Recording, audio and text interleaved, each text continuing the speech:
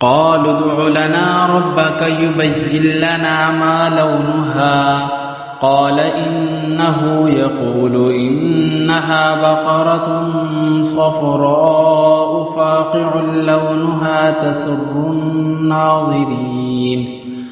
قالوا ادع لنا ربك يبين لنا ما هي إن البقرة شابه علينا وإنا إن شاء الله لمهتدون